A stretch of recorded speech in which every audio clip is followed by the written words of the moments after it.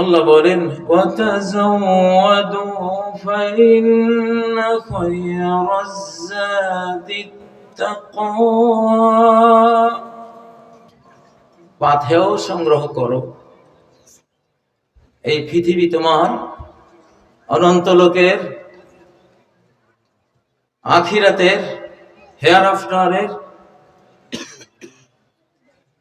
পাথেয় সেই জীবনে কোথায় থাকবে? সেই ঘরবাড়ি নির্মাণের জায়গা এই পৃথিবী। সেই পৃথিবীতে কি খাবে? সে খাবার সংগ্রহের জায়গা এই পৃথিবী। ওই অনন্ত লোকে কি পান করবে? সেই নদী নালা ঝর্ণা ধারা তৈরি করার জন্য জায়গা এই পৃথিবী। সেখানে কি ধরনের বিল্ডিং নির্মাণ করবে? সেই নির্মাণের সামগ্রী সোনা রূপা সংগ্রহের ব্রিকফিল্ড এই পৃথিবী। জাহান্নাম থেকে বাঁচতে হবে, আগুন থেকে বাঁচতে হবে, ফায়ার থেকে বাঁচতে হবে। সেই বাঁচার সকল সামগ্রী নেয়ার জায়গা এই পৃথিবী। এখান থেকে বাঁচার আয়োজন করে না গেলে সেখানে বাঁচার কোনো উপায় নেই। প্রিয় বন্ধুরা, এই বশিকপুর এই স্কুলে আমি 1 বছর পড়েছিলাম, গঙ্গাশিবপুর প্রাইমারি স্কুলে। এই মাঠে আমরা খেলাধুলা করেছি। জাতীয় সঙ্গীত তখন পাকিস্তান ছিল, সেই জাতীয় সঙ্গীত আমরা পড়েছি। এখানে একজনের কথা খুব মনে পড়ে, গামা নামে, আমরা গামা বলতাম, মারা গেছেন। সিরাজ মনে হয় খুব হেলদি ছিল। এই যে আমার এক বন্ধু মনে হয়, উনিও একত্রে ছাত্র ছিলাম এই স্কুলে সম্ভবত। অনেকে আছেন হয়তো আমার সামনে, আপনারা আছেন, একটু টাইম ট্রাভেলস করে সময়ের পেছনের দিকে গিয়ে দেখলাম এই ছোট্ট প্রাইমারি স্কুলকে। স্যারদের কথাও মনে পড়ে, অঙ্ক কিভাবে একজন করাতেন, সেকেন্ড মাস্টার একজন ছিলেন, কিভাবে পেটাতেন, এগুলি সব মনে পড়ে। যাই হোক, আল্লাহ তাদের সবাইকে জান্নাত নসিব করুন, দোয়া করি। আমিন। আনা আব্দুমান আল্লামানি হারফান, যে আমাকে একটি অক্ষর শিখিয়েছে সে আমি তার গোলাম।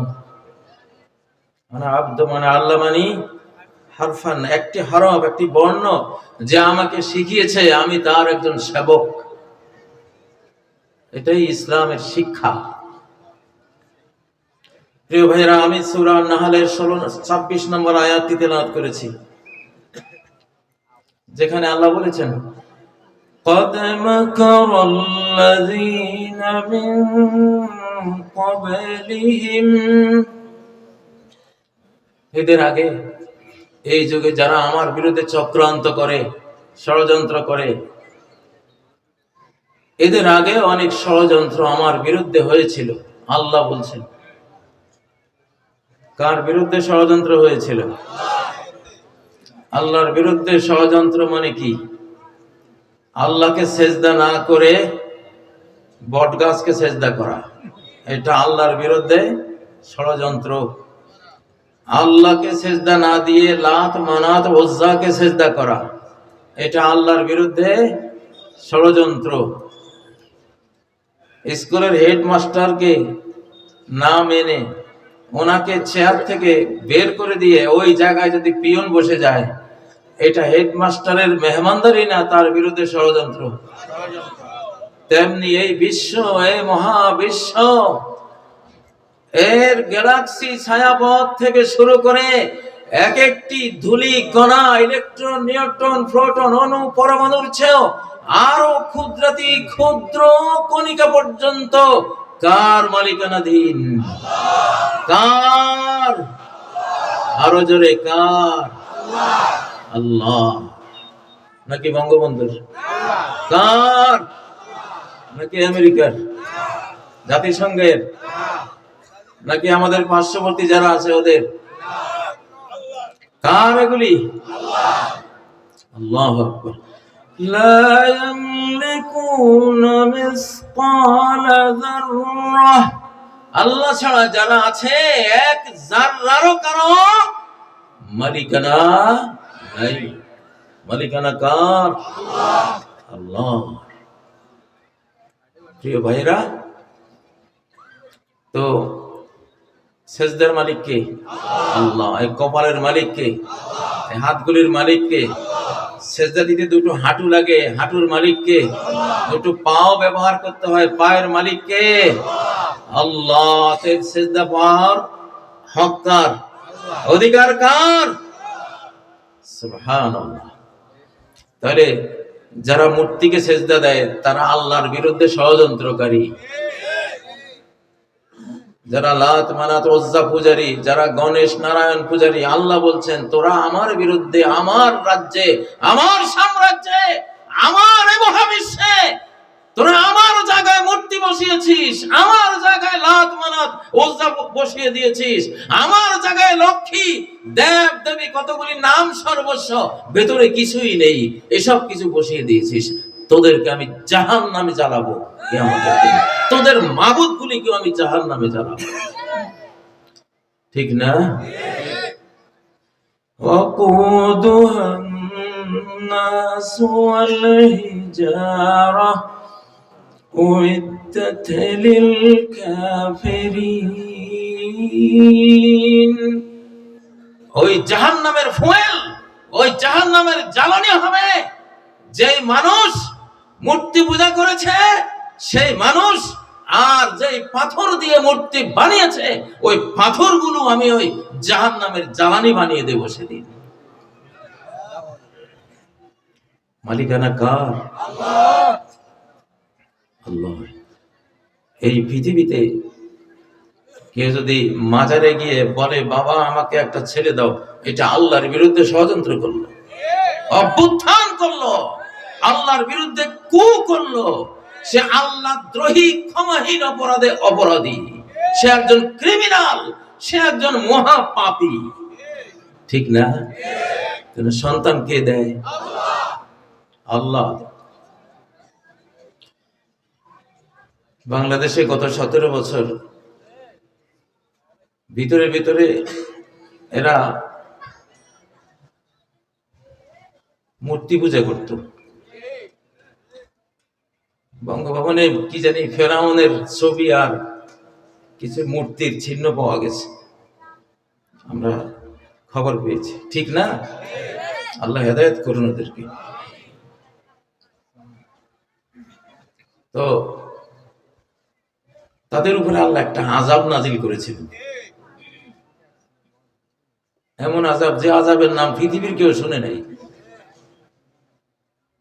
17 বছর যারা আল্লাহর বিরুদ্ধে ষড়যন্ত্র করেছে, আল্লাহ তাদের উপরে এমন একটা আযাব নাজিল করেছেন যে আযাবের নাম না নূহ আলাইহিস সালাম শুনেছেন, না কোনো ইব্রাহিম আলাইহিস সালাম শুনেছেন, না কোনো মুসা আলাইহিস সালাম শুনেছেন, না কোনো ঈসা আলাইহিস সালাম, না কোনো মুহাম্মদ সাল্লাল্লাহু আলাইহি সাল্লামের যুগে এই আযাব আসছে। এটা পৃথিবীর কোন ইতিহাসে, কোন কিতাবে, কোরআনে কোথাও এই আযাবের নাম নাই। এমন এক সাংঘাতিক অকল্পনীয় আযাব নাজিল হয়েছে। সেই আযাবের নাম হলো সমন্বয়ক।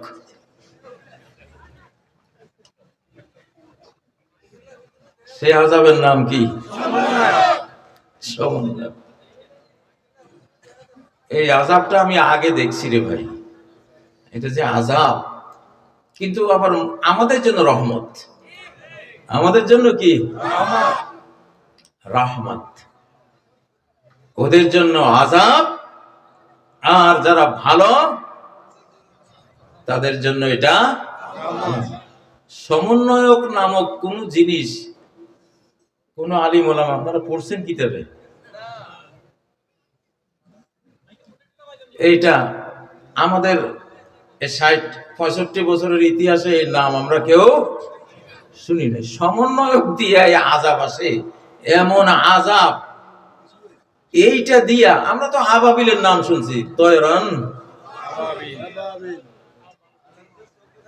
এই সমন্বয়ক আল্লাহ তাআলা নিয়ে আসছেন। ওরা তো গোয়েন্দা, ওদের যত রকমের অ্যাক্টিভিটিস আছে, মোবাইল, এই যে ওই পেগাসাস, এইটা সেইটা সব তারা চোখের সামনে সব দেখে। কাজী সাহেব কই যাইতেছে, কার সাথে কথা বলতেছে, সব দেখতেছে। আল্লাহ কয়, রাখ, তোর এই পথে আযাব আসবে না। আযাব আসবে এমন পথে যেটা কেউ জানে না, তুইও জানোস না, যারে দিয়ে আমি আযাব দেওয়াবো তারাও জানে না। সেই রেজিমের উপরে আযাব পড়েছে। আযাবের নাম কি? জোরে বলেন। নতুন আযাবের নাম কি? নতুন আযাবের নাম কি? এই রেজিমে যদি তোমরা এরকম ঠান্ডা হয়ে থাকো, তাহলে তো ওয়াজ বন্ধ করে দিতে হবে। আমি এমনি ওয়াজ করতে আসি না, এখন ঢাকায় কাজ করি, গঠনমূলক কাজের সময় দেই। এই নতুন আযাবের নাম কি? সমন্বয়ক। সমন্বয়করা তোমরা আবার রাগ করো না, তোমরা আমাদের জন্য রহমত। আল্লাহু আকবার, আল্লাহু আকবার, আল্লাহু আকবার।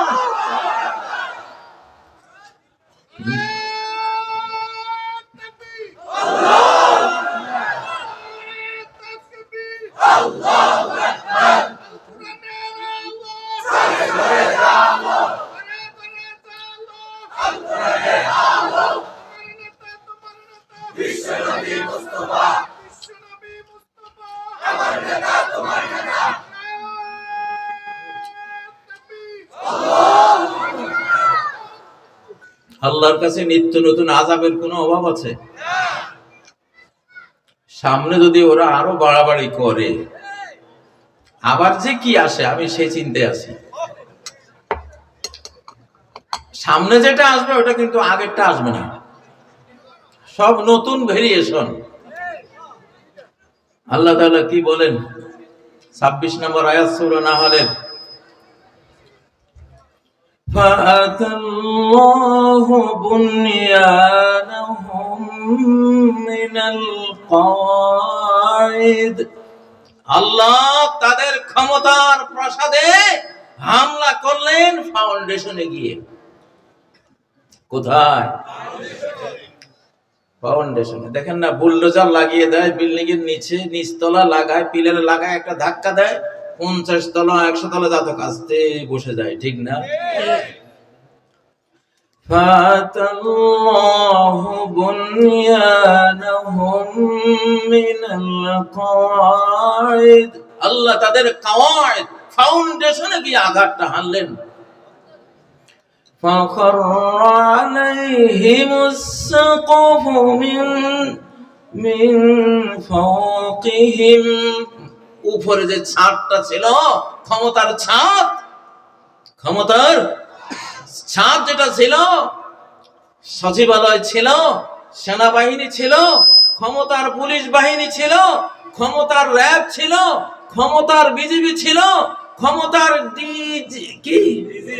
ডিজিআইএফ ছিল, সিআইডি ছিল, এনএসআই ছিল, সাথে র ছিল। কি ছিল?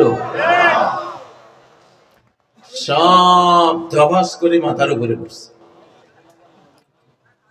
একেবারে শেষ।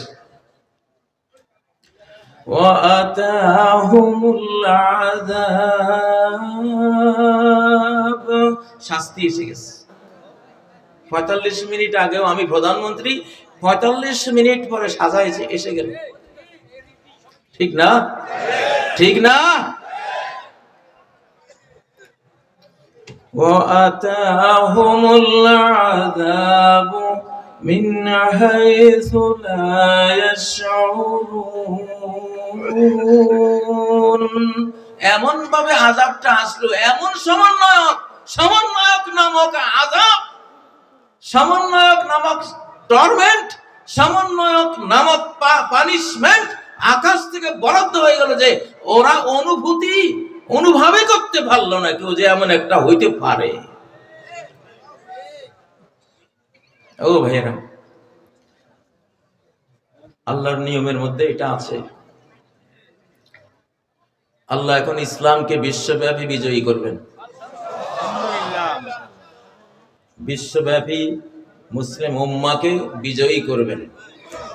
বিশ্বব্যাপী এই বাংলাদেশ ইনশাআল্লাহ, এই ব্রেইনি অত্যন্ত তীক্ষ্ণ বুদ্ধি সম্পন্ন বাংলাদেশী জাতি বিশ্ব নেতৃত্ব দেবে ইনশাআল্লাহ। ইকোনমিস্ট পত্রিকা অলরেডি ইতিমধ্যে ঘোষণা দিয়েছে এই বছরের কান্ট্রি অফ দ্য ইয়ার হলো বাংলাদেশ। তাকবীর দেন না মিয়া, আল্লাহু আকবার, আরো জোরে। আর বুড়ারা তাকবীর দেন তো, তাহলে বুড়ারা গরম হবে। বুড়া আপনি উঠেন তো।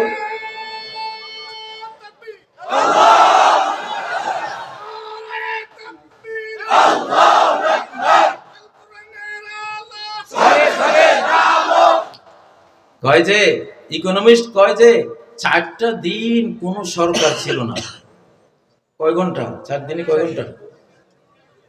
4 দিনে কয় ঘন্টা হয়? 424, 96 ঘন্টা, তাই না?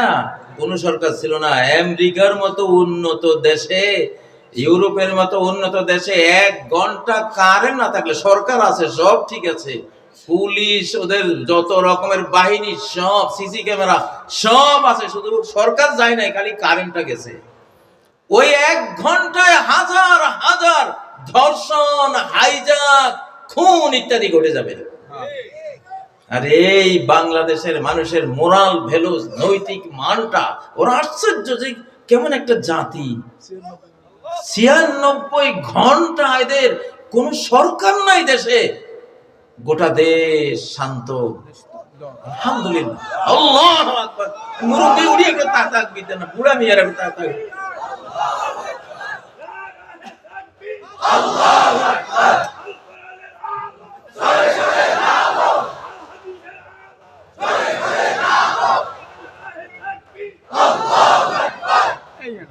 এই না হয়েছে, শুনেন, এই আমলে যত তাকবীর দিবেন বুড়ারা দিবেন। এটার একটা কৌশল আছে, হিকমত আছে, কারণ আছে।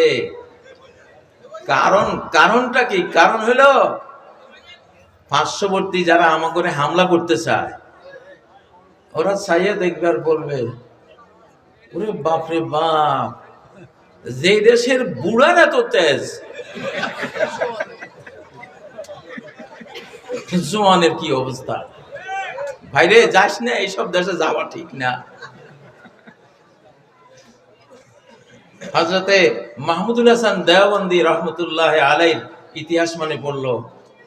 উনি ছোট্টখাট্টো ছিলেন, ঠিক না, ছোট্টখাট্টো, কিন্তু জ্ঞানের গোলা বারুদ। উনি খ্রিস্টানদের সাথে উনি ধর্ম নিয়ে তর্কবস করতেন, ওদেরকে পরাস্ত করে দিতেন। তো ওনার কৌশল ছিল কি, ওনার এক ছাত্র ছিল এই মোটা, একেবারে আপনার 6.5 ফুট লম্বা, এই মাথা, হাফিজ ভুঁইয়ার মতো। আমাদের হাফিজ ভুঁইয়ার নাম কারা কারা শুনছে একটু হাত তুলে দেখি। আরে হাফিজ ভুঁইয়া, আল্লাহ ওরে জান্নাত নসিব করুক। আমার চাচায় গল্প করতো, হাফিজ ভুঁইয়ার একটা হাত আমাদের গোটা বডি সমান এরকম মোটা ছিল। একটা হাত, আমাদের বডিটা যত মোটা, একটা হাত এত মোটা ছিল।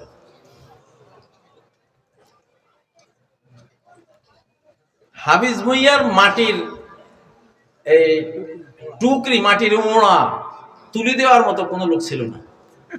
এত বড় পুরা মাটি ভর্তি করে কয়েকজনে তার মাথায় দিত। এই বশিকপুর কিন্তু হাফিজ ভুঁইয়ার বশিকপুর কইলাম। পদ্মারহাট, আজকে পদ্মারহাট নিয়ে অনেক আপনারা গৌরব করেন। এই পদ্মারহাট পাইছেন কই? হাফিজ ভুঁইয়ার হাতে পাইছেন। পদ্মারহাটে বিশাল জঙ্গল, সব চিতাবাঘ, বাঘে ভরা, হয়তো টাইগারও ছিল। কেউ ওই জঙ্গল সাফ করতে সাহস পায় না। হাফিজ ভুঁইয়াকে দায়িত্ব দিয়েছে, তুমি সাফ করবা। একবারে সত্য ঘটনা, আমার চাচাদের মুখে আমরা বসে বসে শুনতাম এগুলো শিশুকালে। ওনারা হাফিজ ভুঁইয়াকে সচক্ষে দেখেছেন, শুনেছেন, প্রত্যক্ষ করেছেন। হাফিজ ভাইয়া পোদ্দার বাজারের জঙ্গল সাফ করতে গেছে, বিশাল এক নারিকেল গাছের গোড়ায় বাঘ এসে এইভাবে ওকে আক্রমণ করে। সে বাঘের সামনে দুই ঠ্যাং ধরে এক বাড়ি মারি, এক আছাড় মারি নারিকেল গাছের গোড়ায় সবাই থই ঘুমা। এটা হাফিজ ভাইয়া, আই এম হাফিজ ভাইয়া। কি পেয়েছিস তুই? বুঝেন না? পরে বিকেল নাগাদ দেখতেছে যে 6টা বাঘ মেরে ওখানে স্তূপ করে রাখছে হাফিজ ভাইয়া। আরে তকবীর বুড়া, আপনি উঠেন না কেন? আপনি তকবীর দেন তো। হাফিজ ভাইয়া জিন্দাবাদ দেন।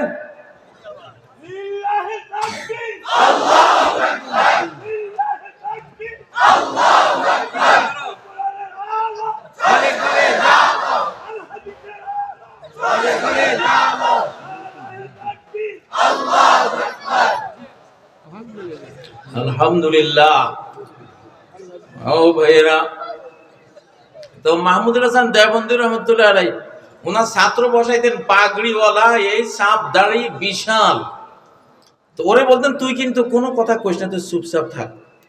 এটা আসলে তেমন তর্ক জানে না, আবা কাবা ফরাইয়া দেখা যায় কিরকম, মনে হয় যেন মহারাজ বসে দিছে। আর হুজুর তো ছোট্টখাট্ট। হুজুরে যখন বয়ান শুরু করছে, এক একটা বয়ান গোলা বারুদের মতো হুজুর দিচ্ছে। খ্রিস্টান মিশনারিদের কয় কি কয়, ये छोटा मौलवी इतना तेज है, ना जाने वो बड़ा मौलवी क्या क़यामत बर्पा कर देगा। এই ছোট হুজুরের এই অবস্থা, এই বড়টা শুরু করলে কি কিয়ামতটা হবে আজ এখানে, বাইরে দরকার নেই। মালা শর্ট শর্ট। হ্যাঁ বিলকুল সহি হয়। এটাতে ইতিহাস, এটা কোনো হেয়ালি কথা না, বাস্তব কৌশল। এটা কি কি নিতে হবে? কৌশল নিতে হবে আমাদেরকে। তো হাফিজ ভাইয়ার কথায় বসে করে হাফিজ ভাইয়া, এই জন্য এখন বুড়া দিয়ে আমরা মিছিল করব, বুড়া দিয়া স্লোগান দেওয়াবো। উপদেশটাও বসাইছি সব বুড়া, আলহামদুলিল্লাহ। ওরা ভাবতেছে রে জওয়ানগুলি তো এখনো শুরু করে নাই, বুড়ারাই এত বাড়তেছে। যখন আরো শক্তিশালীরা আসবে তারা জানে কি করবে। এটা হেকমা। এটা কি হাফিজ ভাইয়া? হাফিজ ভাইয়ার অনেক কাহিনী। আস্ত নারিকেল গাছ কাঁধে নিয়ে চলে যেত। আমার চাচারা বলতো মারামারি লাগলে সে একটা লম্বা বাঁশ কোমরে গাঁথতো, বেঁধে যে দুই পক্ষ মারামারি করতেছে এই বাঁশ লই দৌড় দিত এদিকে। দোনো পক্ষরে বাঁশের নিচে ডলি চলে। কিসের মারামারি? মারামারি কিসের? যদি তাবলিগ জামাতে এই মারামারিটা ওনার আমলে হইতো, হাফিজ ভাইয়ার বাঁশের ডলায় সব মারামারি ঠান্ডা হয়ে যেত। ভাই আমাদের এরকম হাফিজ ভাইয়ার দরকার আছে না নাই? চাই এরকম তাগড়া হাফিজ ভাইয়াদের দরকার বাংলাদেশের জন্য। ও ভাইয়েরা, হাফিজ ভাইয়ারা আল্লাহ মাফ করে দেন। বসে করে রত্না আমার বাড়ির লগেই তো বাড়ি।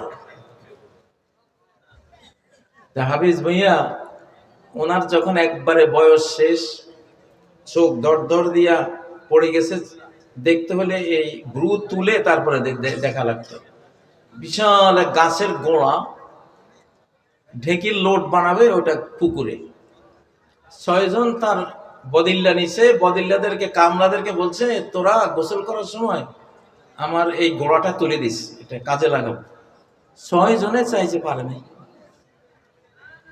বুড়া দেখে টেকে কয় কি আচ্ছা থাক, বুঝছি তোরা পারতি না, তো আমি গোসলের সময় তুলি তো মনি। ওরা কয়ে বুড়া মনে করছে তোমার আগের সেই দিন আছে। ওরা তামাশা দেখার জন্য বসে আছে।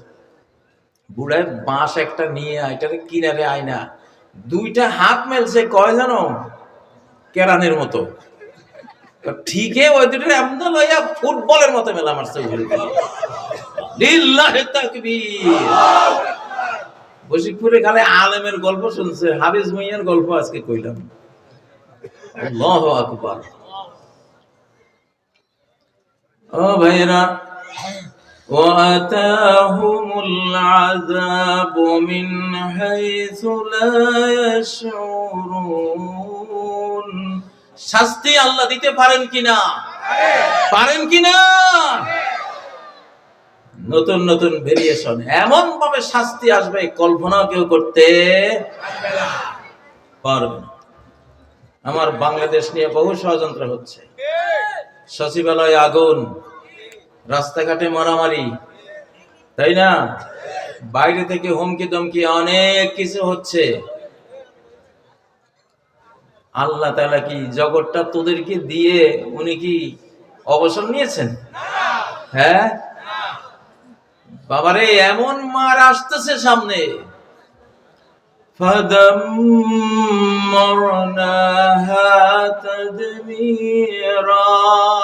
এমন আকাশের মার সামনে আসতেছে, তওবা করো তাড়াতাড়ি, ঠিক হয়ে যাও তাড়াতাড়ি।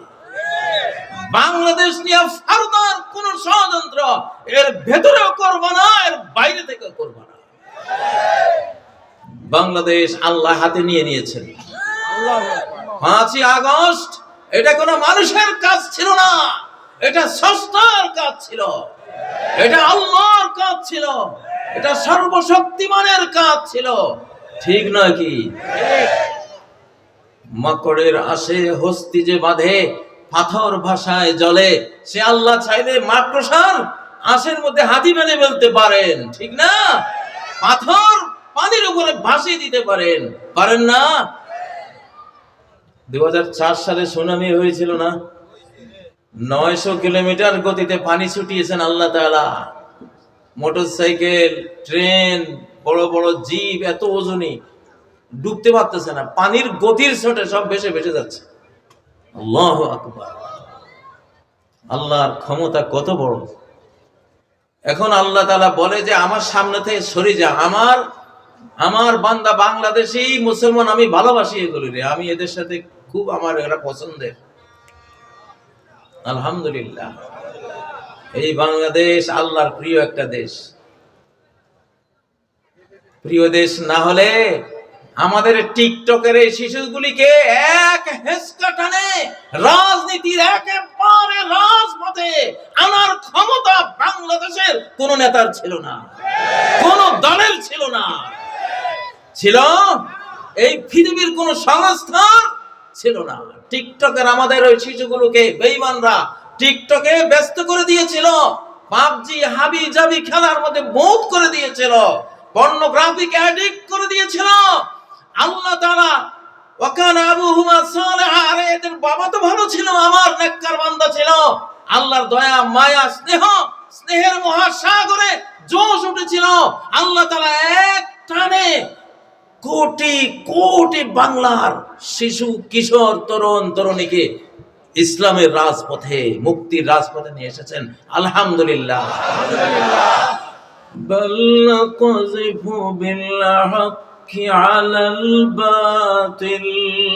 আমি বাতিলের উপর, মিথ্যার উপর সত্যের বোম্বিং করি আমি। আল্লাহ বলেন সত্য একটা বোম, আল্লাহ বলেন সত্যের ক্ষমতা বোমের মতো, আমি সত্যের বোম্বিং করি অসত্যের উপরে, মিথ্যার উপরে।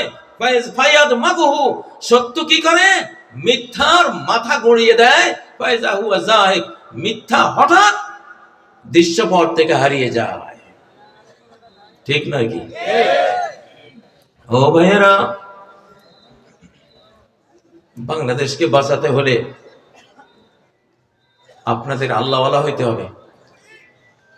আপনারা কোরআন পড়ে বাংলাদেশকে বাঁচান, আপনারা তাসবিহ জিকির আজকার করে বাংলাদেশকে বাঁচান, আপনারা তাহাজ্জুদ পড়ে বাংলাদেশকে বাঁচান। এই বশিকপুর গ্রামে ভোরবেলায় যেই দিকে কি যেতাম সেই দিকে কোরআনের আওয়াজ আমাদের শিশুকালে আমরা শুনেছি। মুরব্বীরা ঠিক আছে না কথা?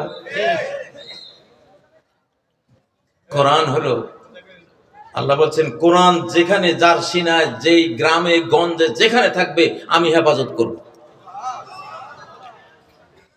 ইন্না নাহনু নাযালনা যিকরা ওয়া ইন্না লাহু লাহাফিজুন।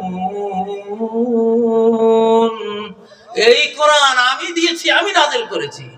হাফেজদের অন্তরে কোরআন পাঠকদের হৃদয়ে আমি কোরআন নাজিল করি আকাশ থেকে। এখনো কোরআন, লিখিত কোরআন কিন্তু আকাশ থেকে আসে নাই, অন্তরে কোরআন এসেছে জিবরাইলের মাধ্যমে, ঠিক না? অন্তর থেকে লেখা হয়েছে কিতাবে। তো আল্লাহ বলছেন কোরআন যার কাছে থাকবে ওয়া ইন্না লাহু লাহাফিজুন, আমি তারে হেফাজত করব। আমি তারে কি করব? হেফাজত করব। আপনারা মনে করেন ফিলিস্তিনের মানুষদের উপরে যেই পরিমাণ নাগাসাকি হিরোশিমার চেয়েও কয়েক গুণ বেশি বোমা হয়ে গেছে অলরেডি, কিন্তু আলহামদুলিল্লাহ টিকে আছে না? শহীদ হয়েছে কিন্তু তারা টিকে আছে। আল্লাহ টিকিয়ে রেখেছেন কোরআনের বরকত। কিসের বরকত? নালে ধূলিসাৎ হয়ে যেত, অন্য কোন জাতির পক্ষে টিকে থাকা সম্ভব ছিল না। কোরআন বুকে থাকার কারণে, লা ইলাহা ইল্লাল্লাহ মুহাম্মাদুর রাসূলুল্লাহ বুকে থাকার কারণে টিকে আছে। লা ইলাহা ইল্লাল্লাহ। সন্তানদেরকে কোরআন শেখান কর্মসূচি, দেশ বাঁচাবার পাবলিক কর্মসূচি হলো তারা সময় কোরআন পড়বে, সময় তাহাজ্জুদ পড়বে। কি পড়বে? কারণ কি? ধর্মই নিরাপত্তা দেয়। ধর্ম কি দেয়? জাহান্নাম থেকে নিরাপত্তা কি বন্দুকে দেবে? মেশিন গানে দেবে? জঙ্গি বিমান, ট্যাঙ্ক, কিসে নিরাপত্তা দেবে? এত বড় জাহান্নাম, যে জাহান্নামের এক কোনা আগুন পৃথিবী সহ্য করার ক্ষমতা নাই, সেই জাহান্নাম থেকে সেফটি নিরাপত্তা কিসে? কোরআন, নামাজ, রোজা, হজ, যাকাত, আমল, ঠিক না? ও ভাইরা, তাহলে আমলের মধ্যে ক্ষমতা কেমন? শাহজালাল রহমতুল্লাহ আলাই গৌর গোবিন্দের বিরুদ্ধে যখন লড়াই করেছেন, অগ্নিবাণ মেরেছিল, লাখ লাখ জিন একসাথ করে ওরা আগুনের রূপ নিয়ে ওনাকে হামলা করেছিল, কিন্তু লা ইলাহা ইল্লাল্লাহ আল্লাহু আকবারের আঘাতে সব ধূলিসাৎ হয়ে গিয়েছিল, ঠিক নয় কি? লিল্লাহে তাকবীর, লিল্লাহে তাকবীর। আমাদের এখন শক্তির দরকার। শক্তির অপর নাম শান্তি। শক্তির অপর নাম শান্তি। শক্তি দেখলে তাকে কেউ মারতে যায় না। আমেরিকারে কেউ মারতে যায় না কেন? শক্তির কারণে, ঠিক না? শক্তি আছে। আর দুর্বল দেখলে সবার সাহস বাড়ে। এজন্য আমাদের এখন বুড়ারা স্লোগান দিতে হবে। কারা? মুরব্বীরা স্লোগান দেবেন, ইনশাআল্লাহ ওই স্লোগানে আমাদের কাজ হয়ে যাবে। উদউ ইলা সাবিল রাব্বিকা বিল হিকমাহ, তুমি ইসলামের দিকে ডাকো, তবে কৌশলে। কিসে? কৌশলে। আমার এক বাংলা স্যার ছিল, টুমসর মাদ্রাসা, টুমসর আলিয়া মাদ্রাসা বাংলা স্যার, সম্ভবত উত্তরবঙ্গে বাড়ি। উনি বলে, আমি একদিন স্টিমারে বসে আছি, এক মুসলমান আর এক হিন্দু ঝগড়া লাগছে। এটা একটা হিন্দু মুসলমানের কারোর প্রতি আমি এখানে ঘৃণার জন্য বলতেছি না, একটা তর্ক আর কি। হিন্দু ভদ্রলোক বলতেছে মুসলমানটাকে যে, দেখো আমরা হিন্দুরা 12 হাত লম্বা ধুতি পরি। কয় হাত? আর মুসলমান তুমি কি বললা, লুঙ্গি একটা পরছো, 4 হাত, ঠিক না? মুসলমান যে সে ছিল মূর্খ, অত শিক্ষা টিক্ষা ছিল না। আর ওই ভদ্রলোক শিক্ষিত মানুষ। কয় যে এখন ওই মুসলমান বাচ্চারা চুপচাপ রয়েছে, কিছু কয় না। তা আমার স্যার সাথে বসা, উনি কয়, আমার তো সহ্য হয়নি। আমি হিন্দু ভদ্রলোককে বললাম, জি জনাব, আপনি যদি অনুমতি দেন, যেহেতু উনি আমার মুসলিম ভাই, উনি তো কোনো উত্তর দিতে পারছে না, আমি কি উত্তরটা দেবো? হ্যাঁ দেন, সমস্যা নেই। ওই ভদ্রলোক মনে করেছে তো দেখি মোল্লা, উনি আবার দাড়ি টুপিওয়ালা, কি আর বলবে। আমার ওই বাংলা স্যার বলতেছে, জি জানাব, আপনি কি কুত্তার লাশ দেখেছেন? হ্যাঁ দেখেছি। বলে কত বড়? এত বড়। ছাগলের লেজ দেখেছেন? হ্যাঁ দেখেছি। কত বড়? সামান্য। কুত্তার লেজ এত বড় হলে কি হবে? ও 12 মাস ল্যাংটা। আর ছাগলের লেজ এতটুকু হইলে কি হবে? মাশাআল্লাহ, 12 মাস তো সদর ঢাকা। ঠিক না বেঠিক? লিল্লাহি তাকবীর, লিল্লাহি তাকবীর। কৌশল লাগে না? কৌশল লাগে। আল্লাহর দ্বীনের দিকে ডাকতে কি লাগে? কৌশল লাগে। ও ভাইরা, আল্লাহ তাআলা ইসলামকে বিজয়ী করবেন ইনশাআল্লাহ। আমি তো মনে করি সেই সৌভাগ্য আমাদের কপালে লেখা হয়ে গেছে ইনশাআল্লাহ। মানব জাতিকে আমরা ইসলামের দাওয়াত দেই। বাংলাদেশে যারা আছে সবাইকে ইসলামের দাওয়াত দেই। আশেপাশে যারা আছে বন্ধুরা সবাইকে ইসলামের দাওয়াত রইল। ইসলাম আল্লাহর দ্বীনের নাম, এটা মুসলমানের ধর্মের নাম না। ওরা মুসলমানের দোষে ইসলাম কবুল করে না। আমি বলি এটা ভুল মনে করেছো তোমরা। ইসলাম কোন মুসলমানের ধর্মের নাম না। ওয়ারাআইতান নাসা ইয়াদখুলুনা ফি দীনিল্লাহি আফওয়াজা। ফি দীনিল মুসলিমিন নাকি ফি দীনিল্লাহ? ফি দীনিল্লাহ, ঠিক না? হিন্দুর মাবুদ কে? আল্লাহ। হিন্দুর সৃষ্টিকর্তা কে? আল্লাহ। খ্রিস্টানের স্রষ্টা কে? আল্লাহ। ইহুদির স্রষ্টা কে? আল্লাহ। বৌদ্ধের স্রষ্টা কে? আল্লাহ। ফি দীনিল্লাহ, তাহলে আল্লাহর দ্বীন যদি ইসলাম হয় তাহলে এটা সবার ধর্ম, এটা ঠিক না? এটা কবুল করার অধিকার সবার আছে না নাই? এটা কবুল করে জান্নাতে যাওয়ার অধিকার সবার আছে না নাই? এটা কবুল করে চির জাহান্নাম থেকে বাঁচার হক সবার আছে না নাই? আমি জানি, অত্যন্ত ভালোভাবে জানি, তোমরা হিন্দুরা, তোমরা বৌদ্ধরা, তোমরা খ্রিস্টানরা, তোমরা ইহুদিরা আর কয়েক বছরে সবাই মুসলমান হয়ে যাবে ইনশাআল্লাহ। কারণ আকাশের আল্লাহ বলেন, জমিনের আল্লাহ বলেন, ওয়াইম মিন আহলিল কিতাবি ইল্লা লায়ুমিনান্না বিহি ক্বাবলা মাউতিহি। ঈসা আলাইহিস সালাম আসতেছেন, রেডি হচ্ছেন আসার জন্য। উনি যখন আসবেন, উনি মরার আগে সমস্ত আহলুল কিতাব মানে পৃথিবীর সবাই মুসলমান হয়ে যাবে ইনশাআল্লাহ। আপনাদের আমাদের কপালে সে সৌভাগ্য লেখা আছে, আমি দেখতেছি আলহামদুলিল্লাহ। আমরা একটা ইসলামী বিশ্ব পাবো, একটা মুসলিম জাহান আমরা পাবো। হযরতে মুসা আলাইহিস সালাম ইহুদি ধর্মের প্রচারক ছিলেন না, ইসলাম ধর্মের প্রচারক ছিলেন। হযরতে ঈসা আলাইহিস সালাম খ্রিস্টান ধর্মের প্রচারক ছিলেন না, ইসলামের প্রচারক ছিলেন। হযরতে ইব্রাহিম আলাইহিস সালাম সবার বাবা। হযরতে মুহাম্মদ সাল্লাল্লাহু আলাইহি ওয়াসাল্লামের বাবাকে ইব্রাহিম, ঈসা আলাইহিস সালামের বাবাকে ইব্রাহিম, মুসা আলাইহিস সালামের বাবাকে বংশীয় বাবা ইব্রাহিম, ঠিক না? ইসমাঈল আলাইহিস সালামের বাবাকে হযরত ইব্রাহিম, দাউদ আলাইহিস সালামের বাবাকে ইব্রাহিম, সুলাইমান আলাইহিস সালামের ধর্মীয় বাবাকে ইব্রাহিম। তো ইব্রাহিম আলাইহিস সালামকে আল্লাহ বলছেন আসলিম, ও ইব্রাহিম মুসলিম হয়ে যাও। ক্বালা আসলামতু লিরাব্বিল আলামিন। আমি আমার রব রব্বুল আলামিনের জন্য আমি আমার জীবনের সব কিছু সঁপে দিলাম। আমি মুসলিম হয়ে গেলাম, আত্মসমর্পণকারী হয়ে গেলাম। তাহলে এই সব নবীদের সিলসিলা সবাই ইসলাম প্রচারক, সবাই কি? এই সত্য এখন খ্রিস্টানরা বুঝতেছে, ইহুদিরাও বুঝতেছে ইনশাআল্লাহ, তারাও ভাবতেছে। আমি তো জানি প্রতি 24 ঘন্টায় 80-90 হাজার ইহুদি খ্রিস্টান বিভিন্ন ধর্মের লোকেরা এখন মুসলিম হবে ইনশাআল্লাহ।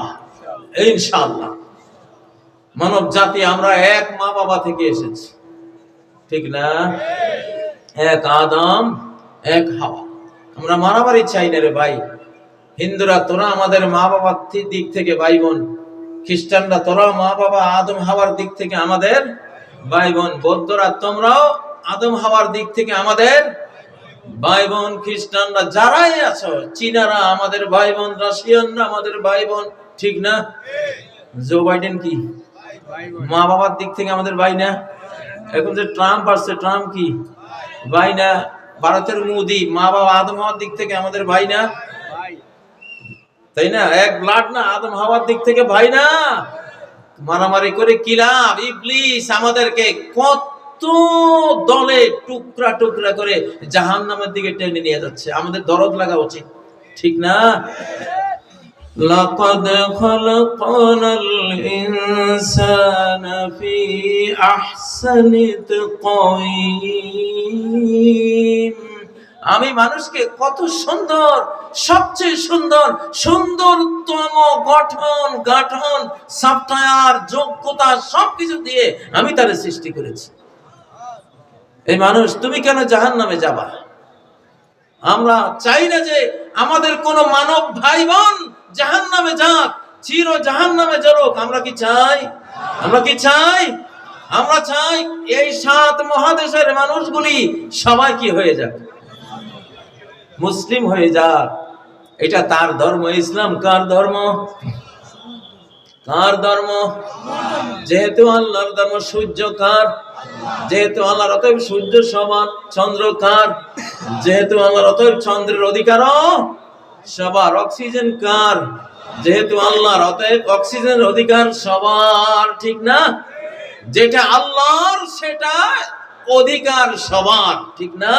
তাহলে ইসলাম যদি ফি দীনিল্লাহ, আল্লাহর দ্বীন হয়। শুরুতে আমি আয়াতটি পড়েছি, সূরা আল ইমরানের 19 নম্বর আয়াত। ইন্নাদ-দীনা ইনদাল্লাহিল ইসলাম। দ্বীন একটাই আল্লাহর কাছে, সেটা হলো ইসলাম। ও ভাইয়েরা, কিয়ামতের ময়দানে আল্লাহ তাআলা নবীদের সুপারিশ, ইমানদারদের সুপারিশ, সব সুপারিশ শেষে দেখবেন যে হাজার হাজার কোটি এমন মানুষ পড়ে আছে যাদের জীবনে কোনো আমলনামা নেই, শুধু একবার মাত্র সারা জীবনে লা ইলাহা ইল্লাল্লাহ বলেছিল। কয়বার? শেষ, আর কিচ্ছু নাই, একবার।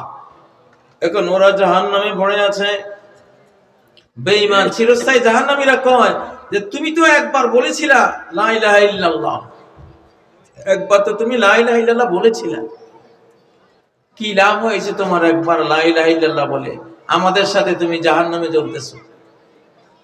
আল্লাহ শুনেছেন। আল্লাহ সব শোনেন কিনা? আল্লাহ বলেন, ওয়া ইজ্জতি ওয়া জালালি, আমার কালেমা জীবনে একবার হলেও মুখে নিয়েছে, অন্তরে ধারণ করেছিল, আর তোরা বললি একবার কালেমা লা ইলাহা ইল্লাল্লাহ বলে কি লাভ হলো?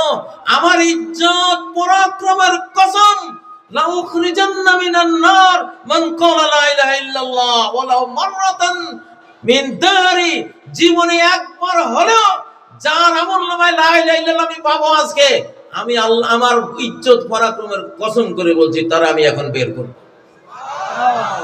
আল্লাহ, এজন্য বলতেছি বাবারে, যেই হও না কেন, হিন্দু, বৌদ্ধ, খ্রিস্টান, ইহুদি, যাই হও না কেন, জীবনে একবার হলেও মন থেকে লা ইলাহা ইল্লাল্লাহ পড়ে রাখো, ঠিক না? যদি কাজে লেগে যায়। যে আল্লাহ বানাইছে আমাদেরকে, ওনার স্নেহ মায়ার কি অভাব আছে? আমরা যখন কোন বিদেশি শক্তির বিরুদ্ধে যুদ্ধের কথা বলি কারণ তারা আক্রমণ করতেছে, আক্রমণ করার জন্য আসতেছে। আমরা 53 বছর ভুগেছি আমাদের পার্শ্ববর্তী রাষ্ট্রের অত্যাচার, ঠিক না? আমাদের এই বাংলাদেশের যত অশান্তি, সব অশান্তির ভাইরাসটা জন্ম হয় দিল্লিতে। বাংলাদেশের যত অশান্তি, এই অশান্তির ভাইরাস জন্ম হয় কোথায়? দিল্লি থেকে আস্তে আস্তে ওরা বাংলাদেশের দিকে সাপ্লাই করে, ঠিক না? ওই কারণে বাধ্য হয়ে আমরা চিৎকার দেই, স্লোগান দেই বা যুদ্ধের কথা বলি। কিন্তু দরকার কি আছে ভাই? তোমরা তো মানব ভাই আমাদের, মানব বোন আমাদের, ঠিক না? তোমরা শান্তি মতে থাকো না, তোমরা ইসলাম কবুল করে ফেলো, লা ইলাহা ইল্লাল্লাহ কালেমা একটা পড়ে তোমাদের স্রষ্টাকে তোমরা মাবুদ মেনে ইবাদত বন্দেগী শুরু করে দাও, আমরা তোমাদের ভাই হয়ে গেলাম পুরোপুরি, ঠিক না? ইসলাম কি যুদ্ধ চায়? আমরা যে বাংলাদেশে স্লোগান দিই লড়াই লড়াই লড়াই চাই, লড়াই করে বাঁচতে চাই, লড়াই লড়াই লড়াই চাই, চাই কথাটা ঠিক না। কারণ হাদিস আমি আরো এক মাহফিলে বলেছিলাম, নবীজি বলেছেন লা তাতামান্নাউ লিকা আল আদু, দুশমনের মুখোমুখি হওয়ার আকাঙ্ক্ষা কখনো করো না। সাল্লাল্লাহু আলাফিয়া, আল্লাহর কাছে নিরাপত্তা চাও। আল্লাহর কাছে কি চাও? যুদ্ধ প্রথমে প্রথমে খুব ভালো লাগে, পরে যখন আহত নিহত, ঠ্যাং নাই, পা নাই, চোখ নাই, বাবা শহীদ হয়ে গেছে, মা মরে গেছে, ভাই বোন নাই, চতুর্দিকে চাচা নাই, জ্যাঠা নাই, আরে সব লাশ আর লাশ, তখন আর কেউ যুদ্ধ করতে চায় না। বুখারী শরীফে আরবদের একটা কবিতা আছে, যুদ্ধের কবিতা, কয় আল্লাহ হারবু আওয়ালা মা তাকুনু ফাতিয়াতান তাসাব জিনাতাহা লিকুল্লি জাহুলি। যুদ্ধ বিগ্রহ প্রথমে যেন একটা সুন্দরী তরুণী, এই তরুণীর রূপ দেখার জন্য সব জাহেল জুয়ালা হুমড়ি খেয়ে পড়ে। হ্যাঁ, যুদ্ধ লাগবে দেখেন না, আমার কি কম আছে নাকি? হ্যাঁ, সবাই হুমকি ধমকি দেয়, নিজের বন্দুকের নল বের করে, ঠিক না, ট্যাঙ্ক দেখায়, প্রথমে সবাই লাগে। হাত্তা ইজাস্তালাত ওয়াশাব্বাত রামুহা ওয়াল্লাত আজুজান গায়রা যাত হালিলি। যুদ্ধ যখন সঙ্গীন পর্যায়ে চলে যায়, হাজার হাজার লাখ লাখ লাশ পড়ে যায়, আহত নিহতের দেশ গ্রাম গঞ্জ ঘরে ঘরে কারবালা মাতম শুরু হয়ে যায়, তখন এই যুদ্ধ হয়ে যায় এমন বুড়ি, এমন অশীতিপর বৃদ্ধা, এই বৃদ্ধার দিকে, বৃদ্ধা তো সিনেমায় নাচতে যায়, কেউ দেখতে যায় না, ঠিক না ঠিক? যুদ্ধটা এরকমই। অতএব যুদ্ধের পরিণতি, যেহেতু হাজার হাজার লাখ লাখ মানুষের কান্না, এই জন্য কোন নবী যুদ্ধ চান নাই। আল্লাহ নবী আমাদেরকে শিখিয়েছেন লা তাতামান্নাউ লিকা আল আদু, দুশমনের মুখোমুখি হওয়ার আকাঙ্ক্ষা কখনো করো না, বরং কি চাও? আল্লাহর কাছে কি চাও? সাল্লাল্লাহু আলাইহি নিরাপত্তা চাও। কিন্তু তারপরেও তো যুদ্ধ হয় না, না হয়? তুমি হলো ডিফেন্সিভ। যুদ্ধ যখন গায়ের উপরে এসে পড়বে, মাথার উপরে এসে পড়বে, তখন আল্লাহকে সাথে নিয়ে সর্বশক্তি দিয়ে রুখে দেবে, সর্বশক্তি দিয়ে ঝাঁপিয়ে পড়বে, ঠিক না? তাকবীর দাও, তাকবীর।